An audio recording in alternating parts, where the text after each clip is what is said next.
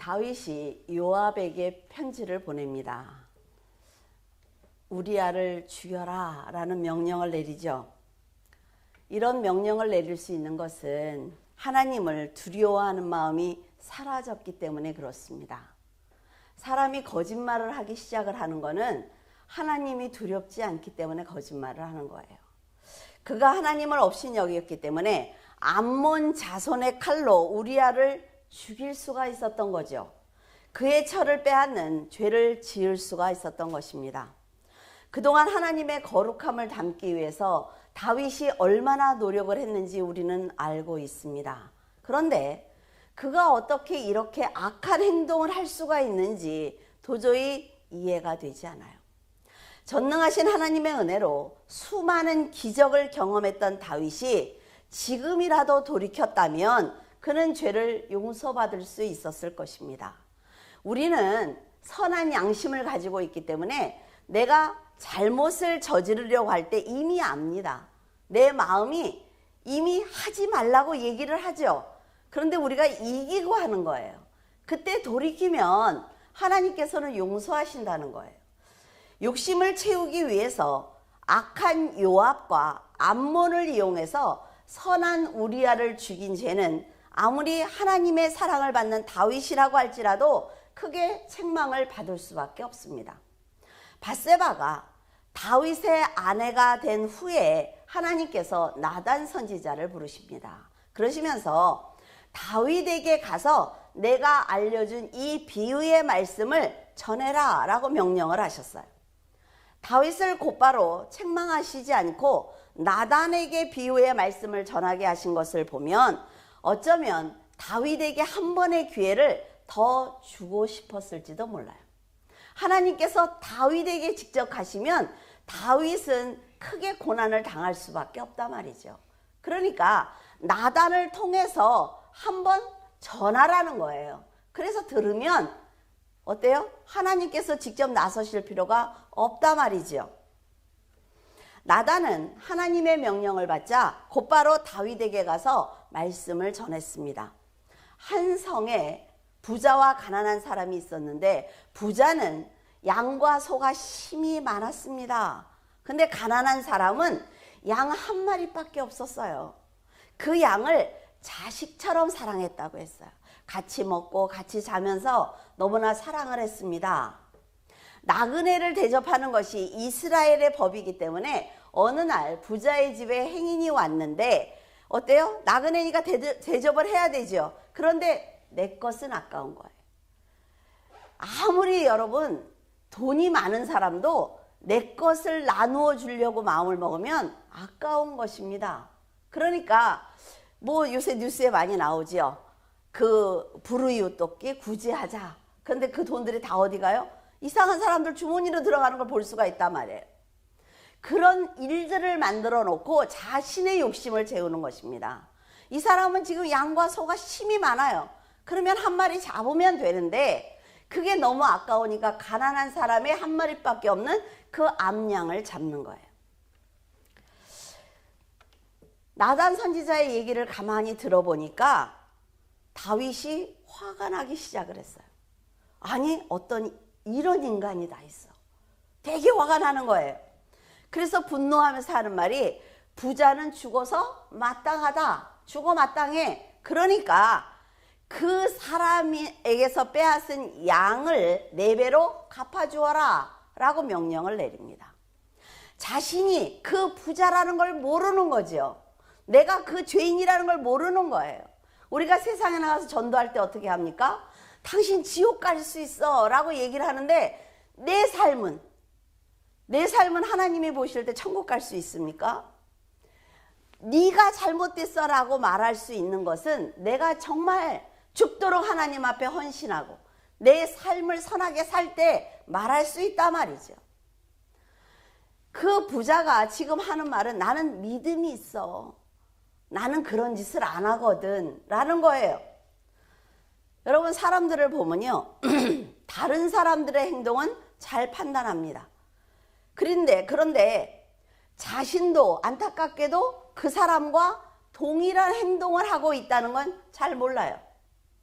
남이 잘못을 판단하는 건 굉장히 정확하게 합니다.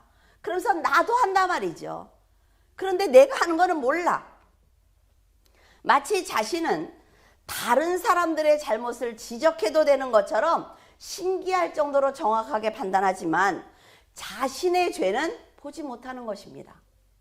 자신의 들보와 같은 죄를 보지 못하고 다른 사람의 티만 보았던 다윗은 아무런 죄책감이 없었어요. 그러면서 하나님의 이름으로 맹세를 합니다.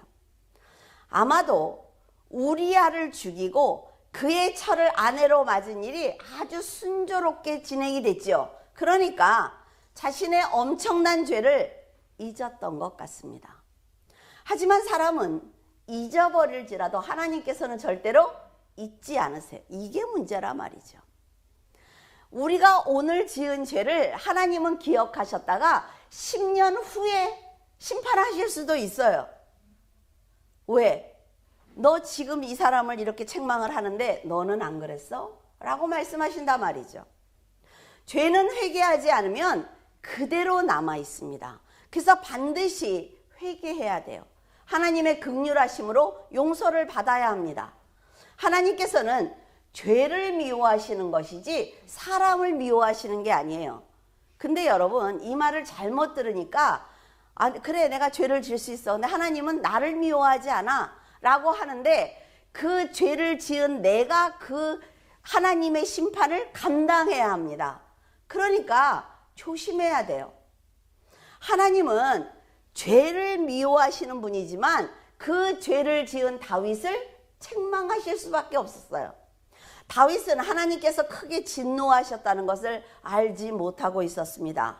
그러니까 나단에게 가난한 사람의 암양을 빼앗은 그 사람을 죽여라 라고 말할 수 있는 거죠. 신약에 나오는 삭개오는 예수님을 만났을 때 이렇게 얘기를 합니다.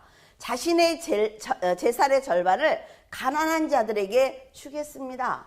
만일 제가 다른 사람의 것을 토색한 적이 있으면 4배나 갚아주겠습니다 라고 얘기를 해요. 이처럼 성도들은 삭개오처럼 죄가 얼마나 무서운지 알고 회개해야만 합니다. 우리는 노력해야 돼요. 사람이기 때문에, 사람의 본성이기 때문에 잘못할 수 있습니다, 여러분. 상대가 잘못을 할 때 그 죄를 막 지적하는 것이 아니라 그를 위해서 기도해 주면 돼요.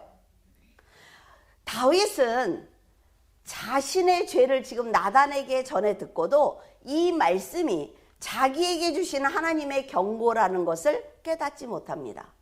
하나님과 멀어지면 다윗처럼 지혜로운 사람도 이렇게 어리석은 사람이 되는 거예요. 하나님과 나단 선지자는 다윗을 무척 사랑했죠. 그리고 아꼈습니다.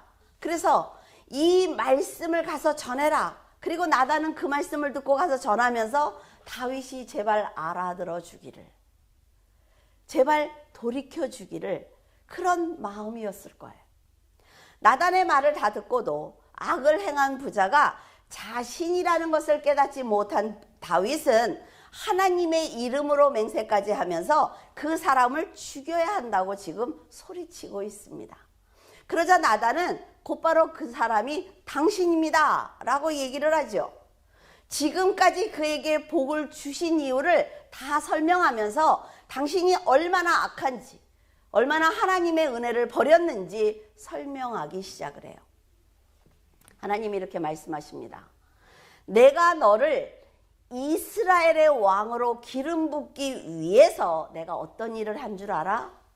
사울의 손에서 너를 구해 주었어. 하나님은 다윗을 축복하기 위해서 그를 괴롭히는 원수를 하나님께서 직접 처단하신 거예요. 그러시면서 하는 얘기가, 네가 끝까지 믿음을 지키고 인내했기 때문에 내가 네 원수를 물리쳐 줄 수 있었어 라고 말씀하세요. 그래서 여러분들에게 선하게 끝까지 살아야 된다는 거예요. 여러분들이 아무리 억울해도 그 자리에서 선하게 끝까지 견뎌줘야 하나님이 일하실 수 있단 말이죠. 여러분들이 갈대처럼 흔들리면 하나님이 하실 수가 없어요. 그러시면서 내가 너를 승리하게 해줬어 라고 말씀을 하시죠. 그 다음으로 내가 어떤 복을 주었는가 하면 네 주인의 집을 너에게 거저 주었어. 네가 그 우물 판 것 아니잖아. 네가 그 집 지은 거 아니잖아. 내가 너에게 그냥 준 거야. 아내들을 네 품에 주었어. 이스라엘과 유다 족속을 너에게 맡겼고 만일 그것이 부족하다고 네가 불만을 토로하면 내가 너에게 더 많은 것을 채워줄 수 있었어 라고 말씀하셨어요. 그동안 인내하며 지켜온 믿음의 상을 주신 그 이유를 말씀하시는 것입니다. 믿음을 보시고 축복을 해 주셨는데 왜 끝까지 믿음을 지키지 못하고 사랑이 많으신 하나님을 업신여기고 악을 행했느냐라고 진노하시는 것입니다. 우리는 하나님이 복을 주시면 변질되기 시작을 한다 말이죠. 하나님은 한 개를 주셨어요. 10개를 가지고 있어. 계속 주시려고 하는데 우리는 딱 한 개 받으면 됐어 하면서 변질돼요. 그래서 이걸 못 받는다 말이죠. 끝까지 가봐야죠. 이 장면을 보면서 제가 느끼는 것은 다윗에게 이렇게 화를 내시는 하나님의 마음은 분노라기보다는 다윗을 안타깝게 여기는 연민처럼 보였어요. 왜? 너무 사랑하니까. 네가 왜 이렇게 됐어? 안 그랬으면 좋았잖아. 이거지요. 다윗과 함께 많은 사건을 해결하면서 서로 마음을 주고받았어요. 서로 신뢰했습니다. 사랑했어요. 하나님은 그 시간을 그리워하는 거예요. 하나님이 그런 마음으로 지금 다윗을 책망하시는 것입니다. 하나님께서 다윗의 믿음을 통해 이스라엘의 진정한 왕이 되고 싶었어요. 이스라엘의 왕은 다윗이 아니라 나야 라는 걸 백성들에게 알려주고 싶었단 말이죠. 그것처럼 지금도 여러분을 통해서 하나님만이 진정한 왕이라는 것을 이 세상에 드러내고 싶은 것입니다. 네가 잘 살아주면, 네가 나만 위해서 선하게 살아주면 세상 사람들이 너를 보면서 그래, 하나님을 믿는 사람들은 저렇게 사는구나. 역시 하나님이 저 사람의 주인이네 라는 걸 알려달라는 것입니다. 하지만 다윗이 인간의 욕망과 정욕에 빠지기 시작을 하면서 하나님께서는 다윗과 이스라엘에게 버림을 받고 말았습니다. 여러분이 하나님을 멀리한다면 사탄은 여러분의 믿음을 흔드는 시험을 시작할 것입니다. 왜? 지금은 하나님이 손을 잡고 있으니까 사탄이 옆에서 구경만 할 수밖에 없어요. 둘이, 하나님과 나, 우리 둘이 이렇게 꽉 잡고 흔들리지 않으니까 사탄은 아무것도 할 수가 없습니다. 세상으로부터 온 안목의 정욕과 이생의 자랑을 갖게 해서 영적으로 혼란스럽게 만들죠. 그래서 그 죄의 자리를 떠나지 못하도록 사탄이 만드는 것입니다. 여러분이 절대로 사탄을 이길 수 없다 그랬어요. 사탄을 이길 수 있는 것은 오직 예수 그리스도뿐이에요. 하나님과 여러분을 연결하는 끈은 오직 그리스도를 영접하는 믿음뿐이라는 것을 절대로 잊으면 안 됩니다. 그래서 여러분들이 갖고 있는 그 겨자씨만한 믿음이 얼마나 중요한지 모른다 말이죠. 그리스도께 감사하며 성령의 충만한 믿음으로 살아낸다면 사탄이 비집고 들어올 자리가 전혀 없습니다. 지금 여러분들의 마음을 한번 들여다보세요. 아, 사탄이 내 마음을 비집고 들어올 자리가 있나? 내가 불만이 있나? 불평이 있나? 서운함이 있나? 억울함이 있나? 이게 다 비집고 들어올 자리라 말이죠.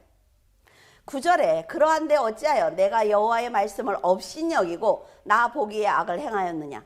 내가 칼로 햇사람 우리아를 치되 암몬 자손의 칼로 죽이고 그의 아내를 빼앗아 내 아내로 삼았도다. 창조주 하나님을 피조물이 업신여긴다는 이 말씀이 너무나 어이없지 않습니까? 감히? 믿음을 세상의 정욕으로 채우고 선한 사람을 욕심 때문에 죽이며 다른 사람이 받은 복을 세상의 힘으로 강제로 빼앗는 것은 바로 하나님을 업신여길 때 할 수 있는 악한 죄입니다. 하나님을 두려워하는 사람은 절대로 이런 행동을 할 수가 없다 말이죠. 하나님의 책망을 거침없이 쏟아놓는 나단의 말을 들으면서 다윗이 얼마나 무서웠을까요? 하나님께 여러분도 기도하시면서 책망을 들을 때가 있습니까? 어때요? 무릎이 달달달달 떨리죠? 하나님이 진노하신 거를 기도하는 성도들은 깨닫는단 말이죠. 다윗은 지금까지 나는 하나님의 뜻대로 살아왔어. 그러니까 내가 하나님과 마음이 합한 자야 라고 생각을 했겠죠. 이스라엘의 왕으로 내가 세워질 정도로 믿음을 인정받았어. 하나님께 나는 정성껏 제사를 드렸어. 나는 하나님의 이름으로 백성들을 사랑했기 때문에 악한 사람이 나라는 생각을 전혀 하지 못한 것입니다. 왜? 사람은요, 자기에게 굉장히 후회해요. 그래서 내가 잘한 것만 생각한단 말이죠. 한 마리밖에 없는 가난한 자의 암양을 부자가 힘으로 빼앗았다는 말을 들었을 때 다윗은 그 부자의 행동이 이해가 되지 않았습니다. 다윗은 정욕에 이미 눈이 어두워졌기 때문에 자신이 사탄에게 속고 있다는 생각을 하지 못했기 때문에 이런 말을 할 수가 있는 거예요. 그를 죽여라. 성도들 역시 자신의 정욕과 욕심을 이기지 못해서 죄를 짓는 것입니다. 그래서 늘 성령께 의지해야 돼요. 사탄의 공격을 막아낼 준비를 하면서 살아야 합니다. 여러분, 긴장을 놓을 시간이 없단 말이에요. 우리는 영적 싸움이에요. 영적 싸움. 일어나는 사건들이 모두 다른 사람들에게 일어난 일이고 나는 상관이 없어, 나한테는 이런 일이 일어나지 않아 라고 생각을 하면 절대로 영적으로 성장할 수 없습니다. 사람들의 불합리한 판단과 행동을 자신에게 대입을 해서 혹시 나는 저런 행동을 하지 않았을까?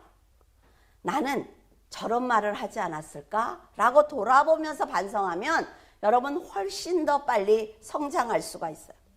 그리고 후회하지 않는 인생을 살 수가 있습니다. 사람들이 이것을 하지 않기 때문에 발전이 없는 거예요. 다윗은 많은 양과 소들을 소유하고 있는데도 자식처럼 아끼는 우리아의 암양 그 한 마리를 빼앗았단 말이죠. 이것은요, 살아가면서 절대로 해서는 안 되는 행동입니다. 나단이 책망하기를 그 악한 자가 바로 당신이라는 말을 들었을 때 그는 큰 충격을 받았을 거예요. 그리고 하나님이 얼마나 무서웠을까요? 사람들은 자신을 늘 후하게 판단하기 때문에 자기가 얼마나 믿음이 없고 악한 사람인지 올바로 보는 눈이 없습니다. 그러면서 다른 사람의 작은 잘못이라도 보이면 다윗처럼 정의와 도덕을 잣대로 들이대면서 자신은 의로운 것처럼 행동을 해요. 정말 가증스럽고 가식적인 인격입니다.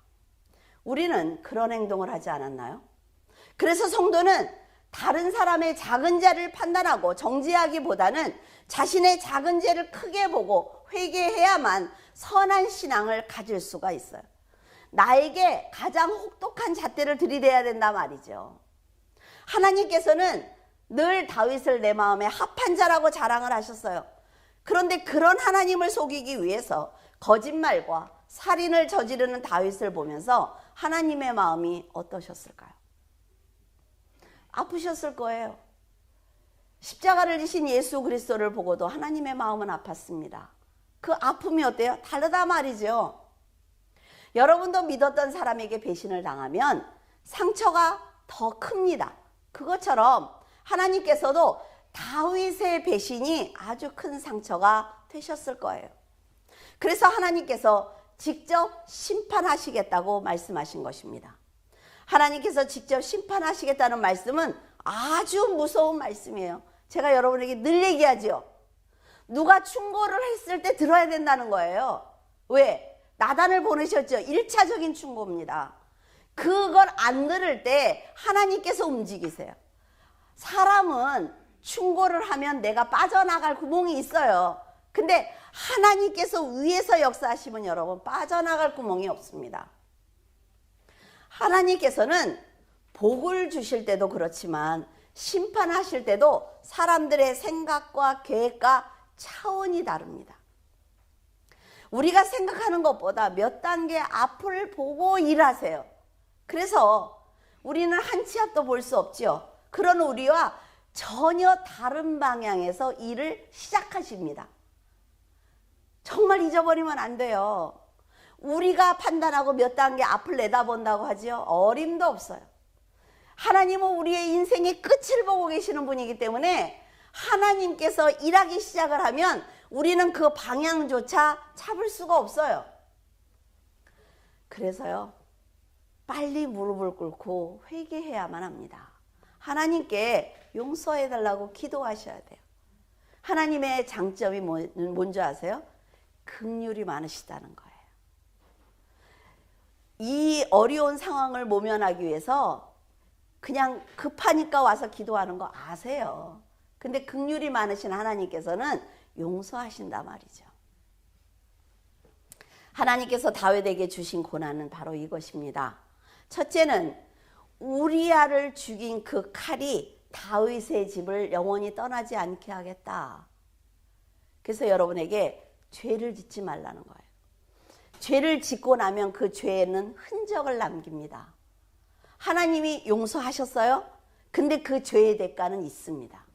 무슨 말인지 알아들으셨어요? 그래서 아예 죄를 시작하지 말아야 돼요.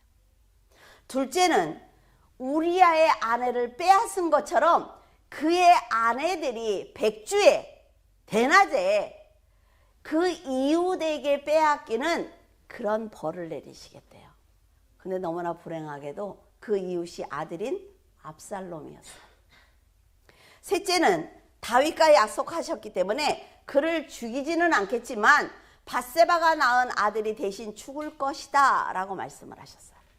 하나님께서는 그에게 하신 약속을 단 한 가지도 어기신 것이 없습니다. 왜? 하나님이니까. 하나님이 다 실행하셨어요. 다윗은 살인죄와 간음죄를 범했지만 다른 사람들에게 들키지 않았습니다. 그래서 완전 범죄라고 생각한 거예요. 그는 이런 기도를 늘 했습니다. 하나님께서 내가 숨 쉬는 것까지 보고 계신다. 내가 침을 삼킬 때도 하나님은 나를 보고 계신다 라는 고백을 했습니다. 그런데 지금 사탄에게 사로잡히니까 어떤 짓을 해요? 하나님이 모르실 거야. 사람들이 아무도 몰라 내가 죄진 걸. 완전 범죄라고 생각한단 말이죠. 얼마나 어리석어요? 사탄에게 묶이면요 이렇게 눈과 귀가 다 가려지는 것입니다. 사람들의 바늘끝만한 그 죄도 하나님께서는 보고 계세요. 여러분들이 생각만 해도 뭐라 그래요? 간음이라고 그러시죠. 그런데 왜 하나님이 모른다고 생각을 하죠? 하나님은 전지전능한 위대한 왕이십니다. 아주 멋있는 분이에요. 다윗이 충성하고 믿음으로 인내했을 때는 평안을 주셨지만 이제부터는 그는 연단을 받을 것입니다. 지금 하나님께 책망을 받는 사람이 다윗이라는 것도 너무 놀랍지만 그토록 사랑했던 다윗의 죄를 용서하시지 않는 그 하나님을 보면서 하나님이 얼마나 무서운 분인지 우리는 알아야 합니다. 하나님께서는 다윗을 미워하신 것이 아니라 그의 죄를 미워하신 것이며 그의 죄를 용서하기 위해서 다윗에게 고난을 주신 것입니다. 헷갈리지 않죠? 우리아는 아내 밧세바를 목숨처럼 아끼고 사랑을 했어요. 하지만 부자인 다윗에게 아내를 빼앗기는 것은 물론 목숨까지 빼앗기고 말았습니다. 그는 이런 사실을 솔직히 모르고 죽었어요. 그렇죠? 다윗이 내 아내를 빼앗았는지 나를 암몬 그 군사들 맨 앞에 세우라고 했는지 전혀 모르고 죽었습니다. 그런데 알았다고 해도 당할 수밖에 없는 거죠. 힘이 없으니까. 무엇이든지 원하는 대로 할 수 있는 다윗과 아내와 목숨도 지키지 못하는 그런 우리아의 이런 사정을 빠짐없이 보고 계신 분이 바로 하나님이에요. 그래서 우리는 하나님이 좋죠. 우리가 아무리 억울함을 당해도 하나님이 아시니까. 하나님께서 우리의 모든 것을 알고 계신다는 것이 너무나 두렵기도 하지만 한편으로는 하나님께서 지켜보고 계신다는 것이 감사하기도 합니다. 여러분이 정직하다면 양을 빼앗겨도 대신 찾아주실 거예요. 억울한 일을 당해도 하나님께서 갚아주실 것입니다. 그러니까 염려할 것 없다는 거죠. 복수할 것 없어요. 혈기 낼 필요가 없다는 거예요. 우리는 하나님과 같이 강력한 보호자가 계세요. 그렇기 때문에 두려울 것 없지만 다윗처럼 악을 품는다면 작은 죄도 다 보응을 받게 될 것입니다. 그래서 하나님의 선한 성품을 아는 사탄은 성도들을 하나님과 멀리 떨어뜨려 놓으려고 날마다 노력하는 거예요. 하나님과 붙어 있으면 하나님의 영광에 덧입죠. 그러니까 사탄이 이거를 떼어낼 수가 없어. 그러니까 죄를 짓게 하는 거예요. 유혹을 합니다. 그러면 하나님과 자연스럽게 성도가 어둠으로 걸어간단 말이죠. 사탄은 다윗이 밧세바를 취하도록 유혹을 했습니다. 우리아를 죽이도록 유혹을 했죠.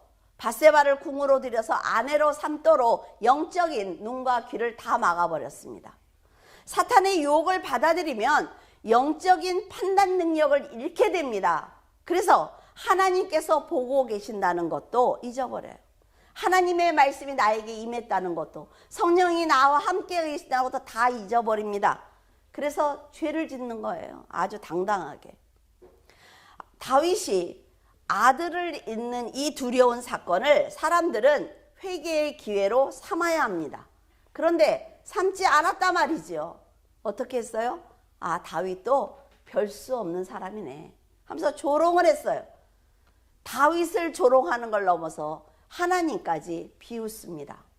이런 행동은 바로 사탄의 조종을 그들도 받고 있다는 뜻입니다.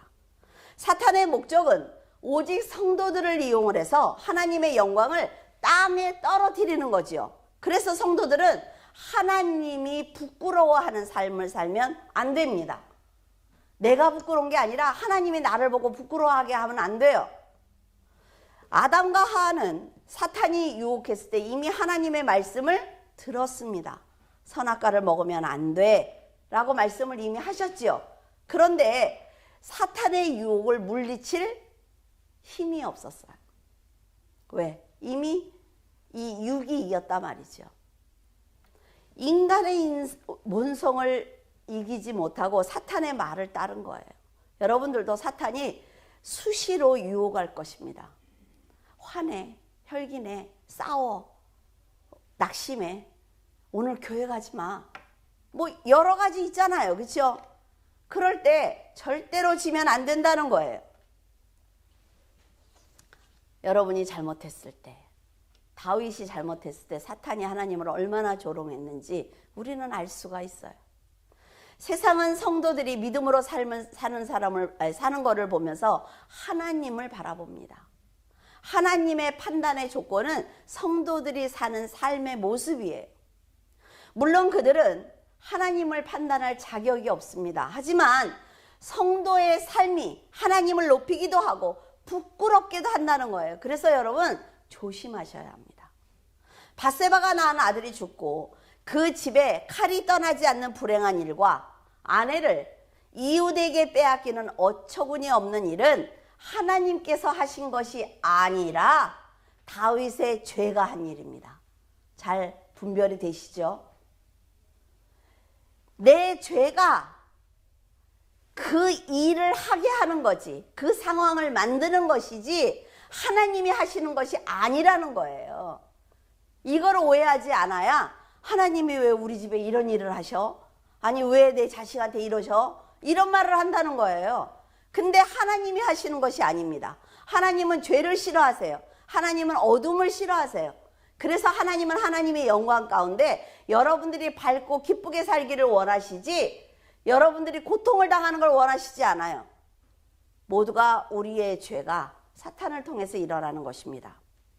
성도들이 이 사실을 알아야만 자신의 죄가 얼마나 무서운지 알고 인생의 방향을 정할 수가 있는 것입니다. 우리아의 아내인 밧세바가 낳은 아들이 병들자 다윗은 금식을 하기 시작을 합니다.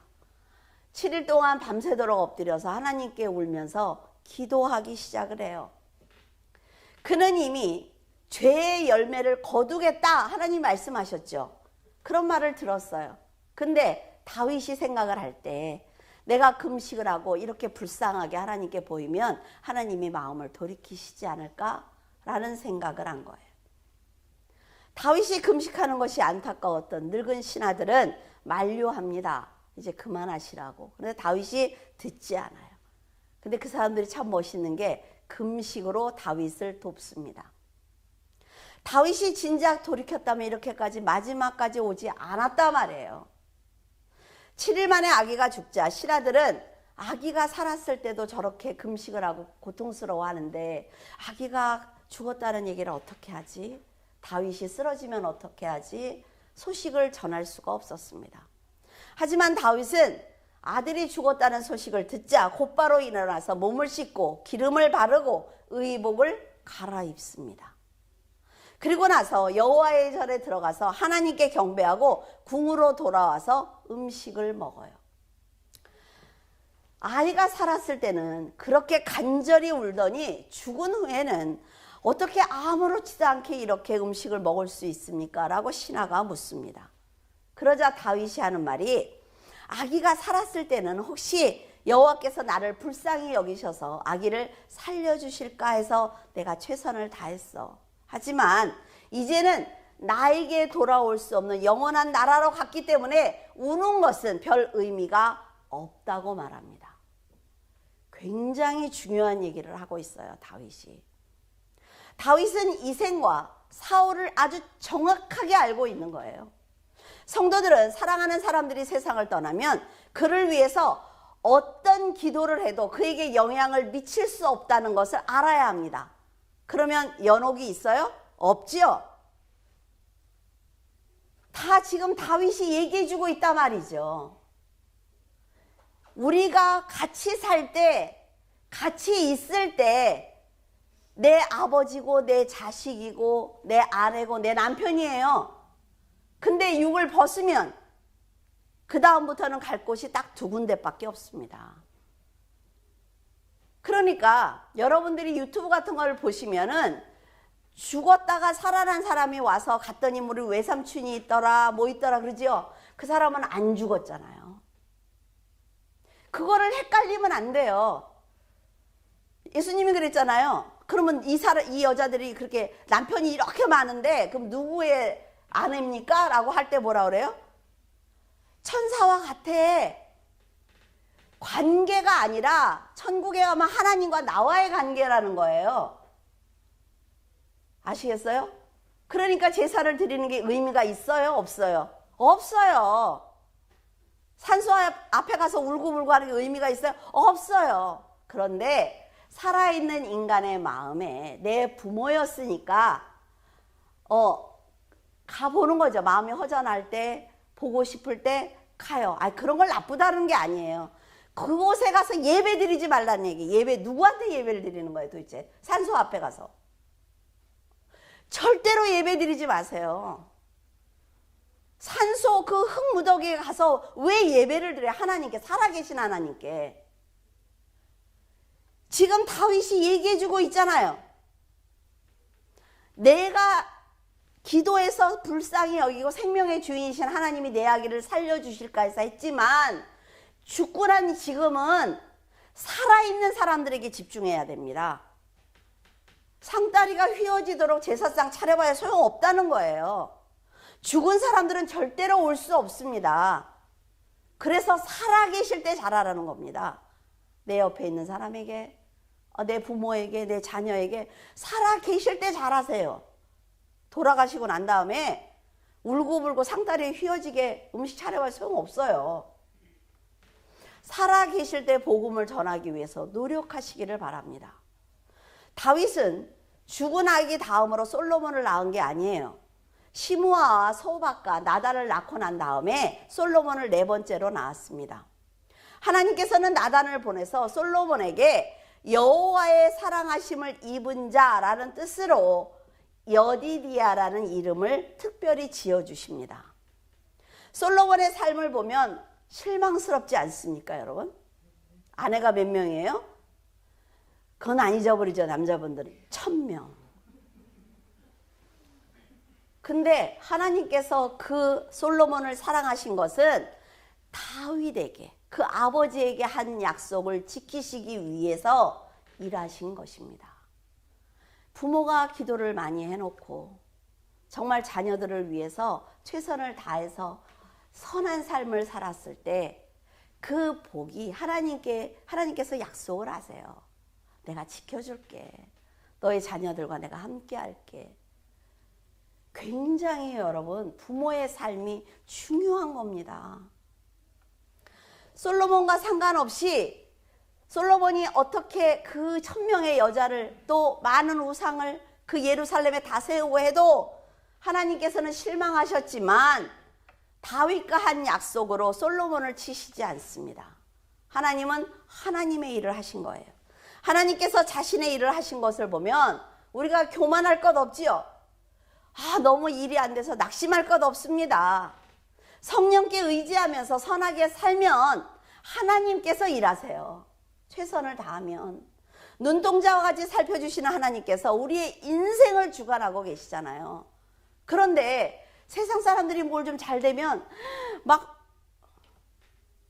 낙심하고 난 안 돼, 난 틀렸어. 우리에게는 하나님이 계신단 말이에요. 28절에 이제 왕은 그 나라의 그 백성의 남은 군사를 모아 그 성에 맞서 진치고 그 성읍을 쳐서 점령하소서. 내가 이 성읍을 점령하면 이 성읍이 내 이름으로 일컬음을 받을까 두려워하나이다 하니, 요압이 암몬을 공격하면서 랍바에 들어가기 전에 다윗에게 사람을 보냅니다. 그러면서 하는 말이, 내가 이 성을 점령하면 이 백성이 요압이라는 이름을 높일까 봐 두려우니까 왕이 직접 오셔서 이 성을 함락하면 어떻습니까? 우리가 들을 때 어때요? 야, 충신이다. 멋져 이 사람. 이런 생각이 들 거예요. 그러니까 다윗은 요압의 말대로 그 랍바에 가서 성을 점령합니다. 이 사건을 보면 요압이 다윗을 굉장히 존경하는 것처럼 보입니다. 하지만 이 사건은 요압의 사악함과 교활함이 아주 잘 드러나고 있어요. 요압은 다윗의 군대 장관입니다. 제가 말씀드렸잖아요. 우리 교회 장로님들이 열심히 일하시면 누가 칭찬을 받는다고요? 제가 받아요. 와, 그 목사님이 잘 가르쳤네. 이런다고요. 그렇죠? 그런데 기분 나쁘세요, 장로님들? 왜 이렇게 인상을 쓰고 계세요? 그럴 수도 있지. 자, 요압이 그 랍바를 쳐서 성을 점령을 하면 다윗이 강해지는 거예요. 근데 굳이 와서, 지금까지 그런 적이 없는데 굳이 와서 이 성을 점령하라고요? 왜 그래요? 다윗, 너 나를 시켜서 우리아를 죽였지. 너하고 나하고 똑같은 인간이야. 그러니까 너 와서 이 성을 점령해.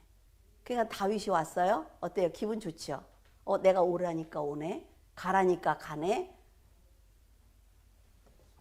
자, 믿음의 사람이 죄에 붙들리면 이렇게 악한 자에게 조롱을 당합니다. 존경과 신뢰는 한 번의 죄로 무너져요. 그래서 조심해야 되는 것입니다. 아무리 열심히 살아도 단 한 번에 무너지는 게 인간관계라 말이죠. 세상은 성도들이 죄를 짓기를 바라고 있어요. 세상 사람들은 성도들에게 술잔을 권합니다.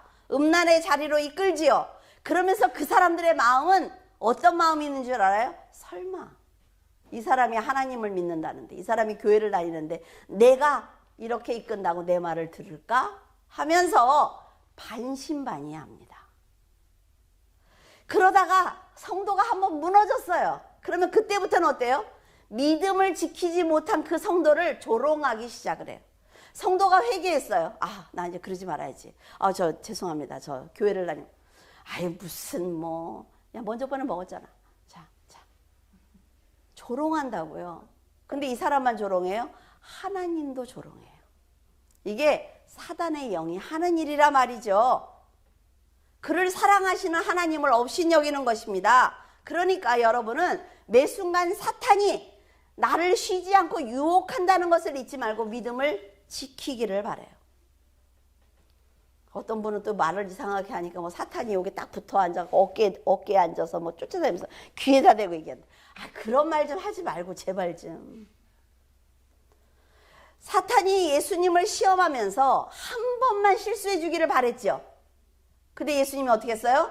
말씀으로 물리쳤습니다. 지금도 사탄은 성도들이 실족하기를 바래요. 한 번만 죄를 져라. 물론 상대는 되지 않지만 성도들의 믿음을 두고 하나님과 사탄이 줄다리기를 하고 있습니다. 상대는 되지 않아요. 근데 우리 쪽에서 보면, 그런데 여러분, 생명을 보호하시려는 하나님과 생명을 빼앗으려는 사탄이 줄다리기를 하고 있는데 그 결정권이 누구에게 있어요? 나에게 있어요. 내가 하나님을 선택할 것인지 내가 사탄을 선택할 것인지 그 결정권은 나에게 있습니다. 하나님이 그렇게 하신 게 아니에요. 내가 결정한 거예요.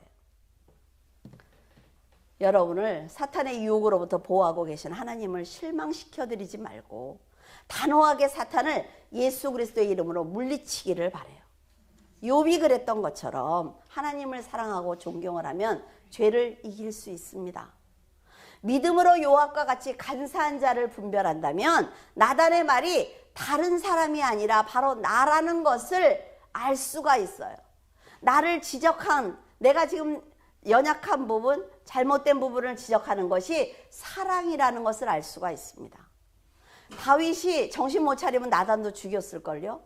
근데 다윗은 나단이 한 그 말을 생각해 본 거예요. 나단이 나에게 이 말을 왜 할까? 그러면 나에게 도움이 되는 것이면 들어야 된단 말이죠. 그렇죠? 더 많은 실수를 하지 않도록 나에게 나단이 얘기해 준 거잖아요.